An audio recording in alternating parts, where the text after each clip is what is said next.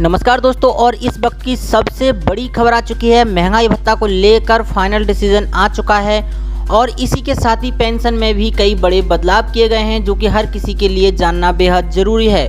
महंगाई भत्ता और पेंशन को लेकर बहुत ही बड़ी खबर है, जो कि सभी केंद्रीय कर्मचारी और राज्य कर्मचारियों और पेंशनरों को जानना बहुत ही ज़रूरी है।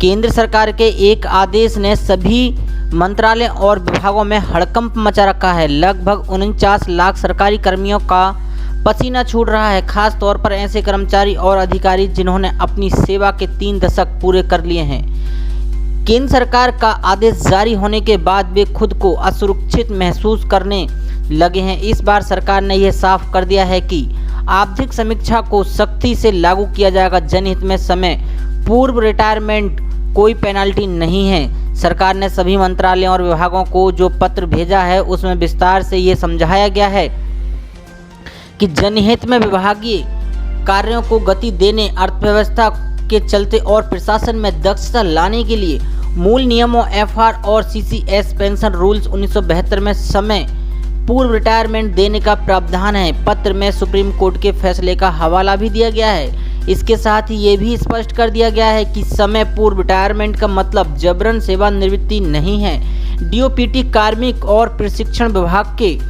मुताबिक माकुल अथॉरिटी को ये अधिकार है कि वह किसी भी सरकारी कर्मचारियों को FR 56J rules 48(1)B of CS pension rules 1972 नियम के तहत रिटायर कर सकता है, बशर्ते वह केस जनहित के लिए आवश्यक हो और इस तरह के मामलों में संबंधित कर्मचारी को 3 माह का अग्रिम वेतन दिया जाता है।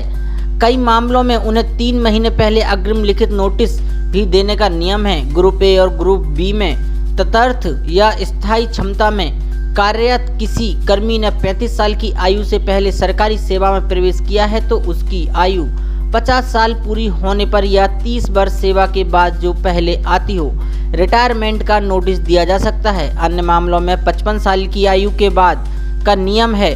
अगर कोई ग्रुप सी में है और वह किसी पेंशन नियमों द्वारा शासित नहीं है तो उसे 30 साल की नौकरी के बाद 3 महीने का नोटिस देकर रिटायर किया जा सकता है। Rules 48(1)B of CSC pension rules 1972 नियम के तहत किसी भी उस कर्मचारी को जिसने 30 साल की सेवा पूरी कर ली है, उसे भी सेवानिवृत्ति दी जा सकती है। इस श्रेणी में वे कर्मचारी शामिल होते हैं जो पेंशन के दायरे में आते हैं। ऐसे कर्मियों को रिटायरमेंट की तिथि से 3 महीने पहले नोटिस या 3 महीने का अग्रिम वेतन और भत्ते देकर उसे सेवानिवृत्ति किया जा सकता है। खास बात यह है कि केसों में जो जनहित के नियम को देखा जाता है, आदेश के अनुसार हर विभाग को रजिस्टर तैयार करना होगा।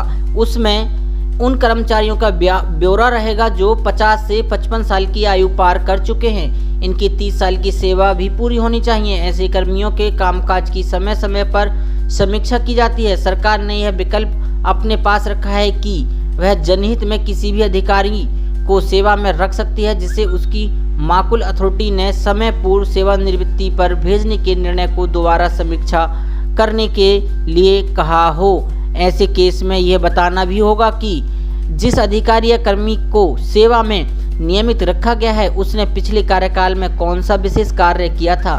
केंद्र ने ऐसे मामलों की समीक्षा के लिए प्रतिनिधि समिति गठित की है। इसमें उपभोक्ता मामलों के विभाग की सचिव लीना नंदन और कैबिनेट सचिवालय के JS आशुतोष जिंदल को सदस्य बनाया गया है। आर्थिक समीक्षा का समय जनवरी से मार्च और अप्रैल से जून, जुलाई, सितंबर और अक्टूबर से दिसंबर तक तय किया गया है। ग्रुप ए के पदों के लिए समीक्षा कमेटी का हेड संबंधित CCA का सचिव रहेगा। CBDT, CBEC, railway board, postal board व टेलीकम्युनिकेशन आदि विभागों में बोर्ड का चेयरमैन कमेटी का हेड बनेगा। ग्रुप बी के पदों के लिए समीक्षा कमेटी के हेड की जिम्मेदारी अतिरिक्त सचिव, संयुक्त सचिव को सौंपी गई है। अराजपत्रित अधिकारियों के लिए संयुक्त सचिव स्तर के अधिकारी को कमेटी का हेड बनाया गया है। सभी सरकारी सेवाओं की प्रतिनिधि समिति में एक सचिव स्तर का अधिकारी रहेगा। उसका नामांकन कैबिनेट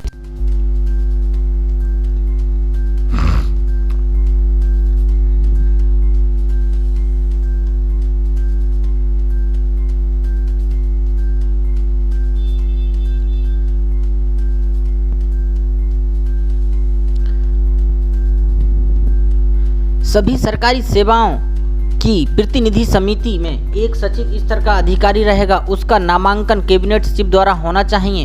कैबिनेट सचिवालय में एक अतिरिक्त सचिव व संयुक्त सचिव के अलावा सीसीए द्वारा नामित एक सदस्य भी रहेगा। जिन कर्मियों को समय पूर्व रिटायरमेंट पर भेजा जाता है वे आदेश के जारी होने की तिथि से 3 सप्ताह के भीतर समिति के समक्ष अपना पक्ष रख सकता है। इस बाबत डीओपीटी ने नियमों का सख्ती से पालन का आदेश दिया है। बता दें कि सेंट्रल सिविल सर्विसेज पेंशन 1972 के नियम 56J के अंतर्गत 30 साल तक सेवा पूरी कर चुके या 50 साल की उम्र पर पहुंचे अफसरों की सेवा समाप्त की जा सकती है।